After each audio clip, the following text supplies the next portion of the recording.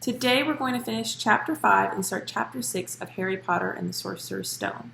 So where we left off, Hagrid had taken Harry to Diagon Alley, where he's getting his supplies for Hogwarts. And they had just entered the wand shop, where Mr. Ollivander, the one who works there, told him that it's not us who choose the wands, well, not me, but the wizards or witches don't choose the wands choose them. And so we're going to find out what kind of wand Harry gets. Mr. Ollivander had come so close that he and Harry were almost nose to nose. Harry could see himself reflected in those misty eyes. And that's where Mr. Ollivander touched the lightning scar on Harry's forehead with a long white finger. "I'm sorry to say I sold the wand that did it," he said softly. 13.5 inches. Powerful wand, very powerful, and in the wrong hands. Well, if I'd known what that wand was going out into the world to do. He shook his head, and then to Harry's relief spotted Hagrid. Rubus Hagrid, how nice to see you again. Oak, 16 inches, rather bendy, wasn't it?" "It was, sir, yes," said Hagrid. "Good wand, that one. But I suppose they snapped in half when you got expelled," said Mr. Ollivander, suddenly stern. Yes, they did, yes," said Hagrid, shuffling his feet. "I've still got the pieces, though," he added brightly. "But you don't use them," said Mr. Ollivander sharply. "Oh, no, sir," said Hagrid quickly. Harry noticed he gripped his pink umbrella very tightly as he spoke. Said Mr. Ollivander, giving Hagrid a piercing look. "Well, now, Mr. Potter, let me see." He pulled a long tape measure with silver markings out of his pocket. "Which is your wand arm?" Well, I'm right-handed," said Harry. "Hold out your arm. That's it." He measured Harry from shoulder to finger, then wrist to elbow, shoulder to floor, knee to armpit, and round his head. As he measured, he said, "Every Ollivander wand has a core of a powerful magical substance, Mr. Potter. We use unicorn hairs, phoenix tail feathers, and the heartstrings of dragons. No two Ollivander wands are the same, just as no two unicorns, dragons, or phoenixes are quite the same. And of course, you will never get such good results with another wizard's wand." Harry suddenly realized that the tape measure, which was measuring between his nostrils, was doing this on its own. Mr. Ollivander was flitting around the shelves, taking down boxes. "That will do," he said, and the tape measure crumpled into a heap on the floor. "Right then, Mr. Potter, try this one. Beechwood and dragon heartstring, 9 inches, nice and flexible. Just take it and give it a wave." Harry took the wand and, feeling foolish, waved it around a bit, but Mr. Ollivander snatched it out of his hand almost at once. "Maple and phoenix feather, 7 inches, quite whippy. Try." Harry tried, but he had hardly raised his wand when it too was snatched back by Mr. Ollivander. No. Here, ebony and unicorn hair, 8.5 inches. Springy. Go on, try it out."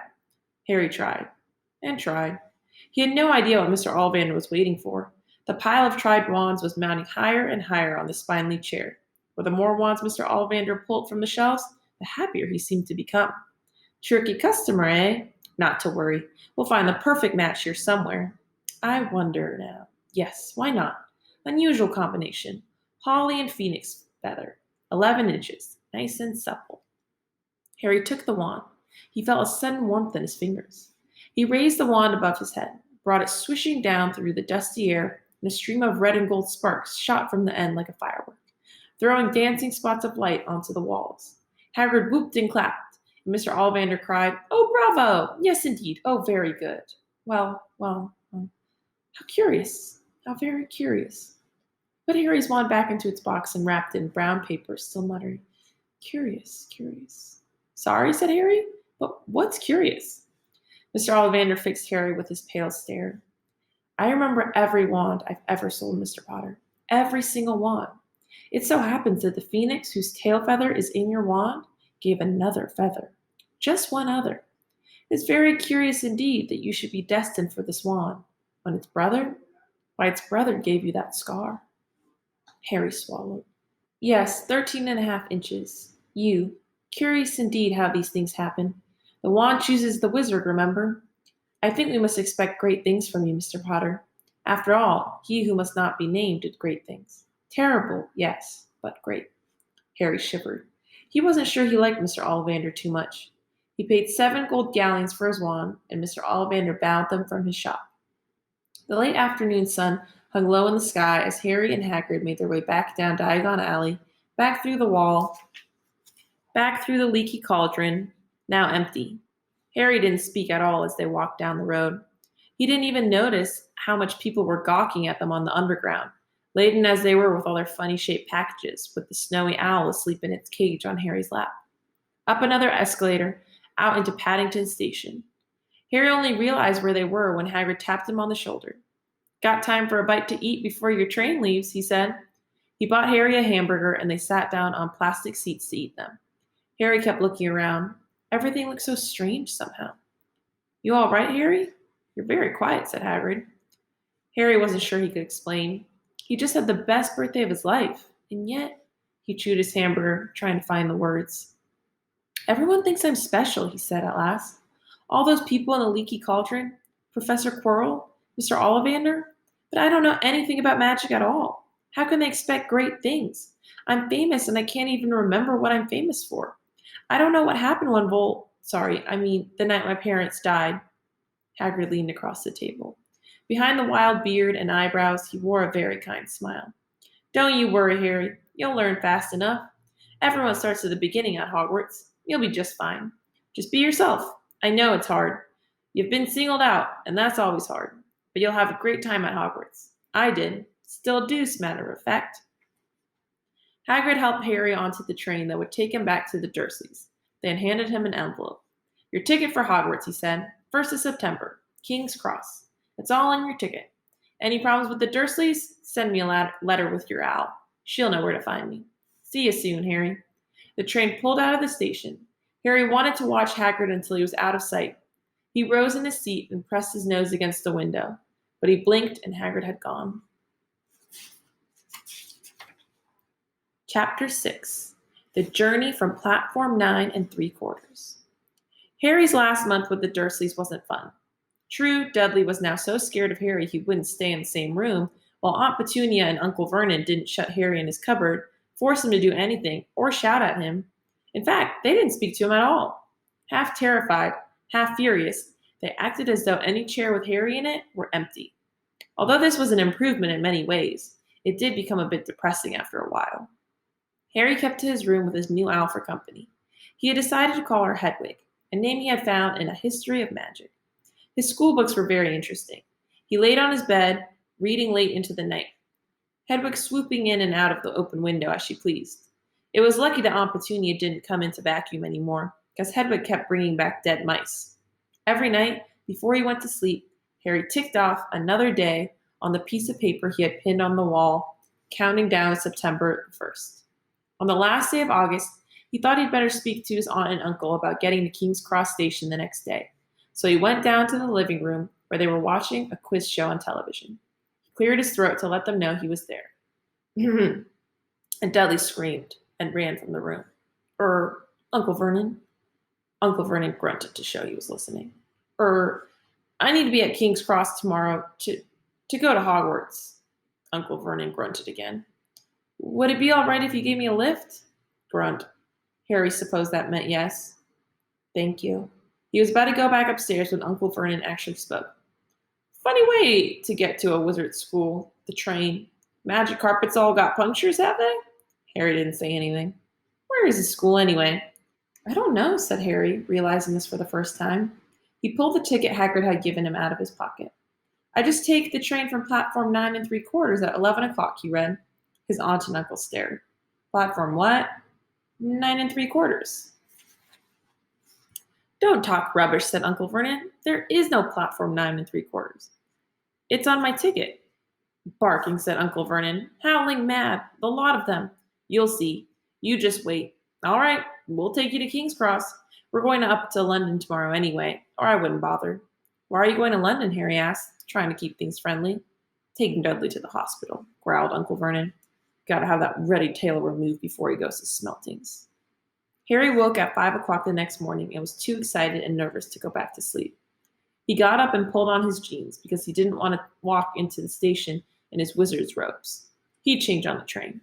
He checked his Hogwarts list yet again to make sure he had everything he needed, saw that Hedwig was shut safely in her cage, and then paced the room, waiting for the Dursleys to get up. 2 hours later, Harry's huge, heavy trunk had been loaded into the Dursleys' car. Aunt Petunia had talked Dudley into sitting next to Harry, and they had set off. They reached King's Cross at 10:30. Uncle Vernon dumped Harry's trunk onto a cart and wheeled it into the station for him.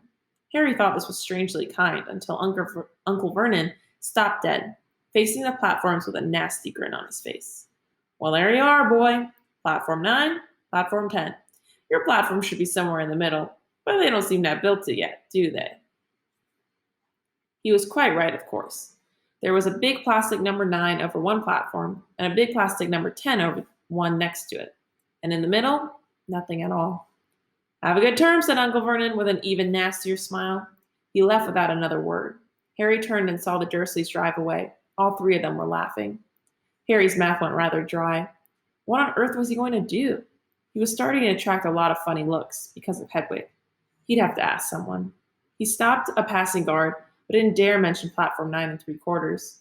The guard had never heard of Hogwarts, and when Harry couldn't even tell him what part of the country it was in, he started to get annoyed, as though Harry was being stupid on purpose. Getting desperate, Harry asked for the train that left at 11 o'clock, but the guard said there wasn't one. In the end, the guard strode away, muttering about time wasters. Harry was now trying hard not to panic. According to the large clock over the arrivals board, he had 10 minutes left to get on the train to Hogwarts, and he had no idea how to do it. He was stranded in the middle of a station with a trunk he could hardly lift, a pocket full of wizard money, and a large owl. Hagrid must have forgotten to tell him something he had to do, like tapping a third brick on the left to get into Diagon Alley. He wondered if he should get out his wand and start tapping a ticket inspector's stand between platforms 9 and 10. At that moment, a group of people passed just behind him, and he caught a few words of what they were saying. Pack with muggles, of course. Harry swung round. The speaker was a plump woman who was talking to 4 boys, all with flaming red hair. Each of them was pushing a trunk like Harry's in front of him, and they had an owl. Heart hammering, Harry pushed his cart after them. They stopped, and so did he, just near enough to hear what they were saying. "Now, what's the platform number?" said the boy's mother.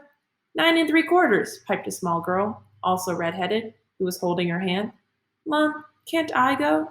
"You're not old enough, Ginny. Now be quiet." "All right, Percy, you go first." What looked like the oldest boy marched toward platforms 9 and 10. Harry watched, careful not to blink in case he missed it. But just as the boy reached the dividing barrier between the two platforms, a large crowd of tourists came swarming in front of him, and by the time the last backpack had cleared away, the boy had vanished. "Fred, you next," the plump woman said. "I'm not Fred, I'm George," said the boy. "Honestly, woman, you call yourself our mother. Can't you tell I'm George?" "Sorry, George, dear." "Only joking. I am Fred," said the boy, and off he went. His twin called after him to hurry up, and he must have done so because a second later he had gone. But how had he done it? Now the third brother was walking briskly toward the barrier. He was almost there, and then quite suddenly he wasn't anywhere. There was nothing else for it. "Excuse me," Harry said to the plump woman. "Hello, dear," she said. "First time at Hogwarts?" Ron's new too. She pointed at the last and youngest of her sons. He was tall, thin, and gangling with freckles, big hands and feet, and a long nose. "Yes," said Harry. The thing is, I don't know how to get onto the platform," she said kindly, and Harry nodded. "Not to worry," she said.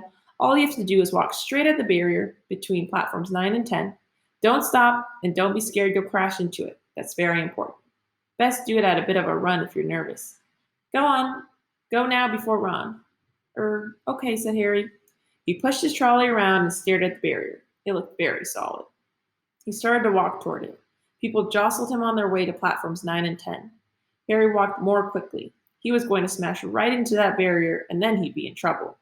Leaning forward on his cart, he broke into a heavy run. The barrier was coming nearer and nearer. He wouldn't be able to stop. The cart was out of control. He was a foot away. He closed his eyes, ready for the crash. It didn't come. He kept on running. He opened his eyes. A scarlet steam engine was waiting next to a platform packed with people. A sign overhead said Hogwarts Express, 11 o'clock. Harry looked behind him and saw a wrought iron archway where the barrier had been, with the words platform 9 3/4 on it. He had done it. So Harry finally made it to platform 9 3/4.